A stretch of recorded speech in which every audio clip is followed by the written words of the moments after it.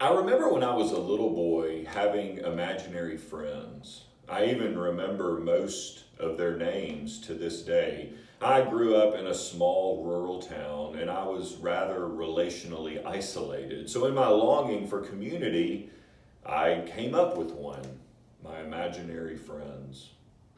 There's something really interesting missing from what is known as the darkest psalm in the Bible. It's Psalm 88. It's a prayer of lament.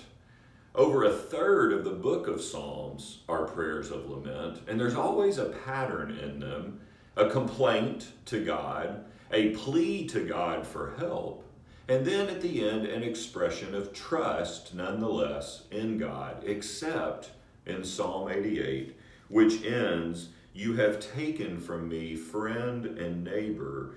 Darkness is my closest friend." What's missing from Psalm 88? What's missing for us? Friend, neighbor, people, community. In the fall of 2015, I preached one of my first sermons at City Church on the devoted community from Acts chapter 2, verses 42 to 47. I quoted Sherry Turkle from her book, Alone Together, so appropriately named for what we're going through. She writes, "We settle for the illusion of companionship without the demands of friendship. We demand more from technology and less of each other." How ironic that actually the last month we have demanded more from technology in order to demand more from each other.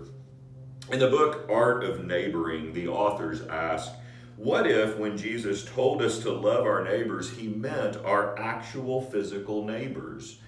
Now, they're not minimizing Jesus' call on all of us to be neighborly to all people. But I find their question very helpful today. What would it look like for you to find community with your actual physical neighbors, while keeping to social distance, of course, but thinking of those across the street, right next door, just around the corner, as a way to bring light, the light of Christ, into all our collective darkness? Eugene Peterson so masterfully translates John chapter 1, verse 10 this way: "The Word became flesh and blood and moved into the neighborhood." This has got me thinking how there is no such thing as a virtual incarnation. Jesus did not zoom in from heaven to rescue us.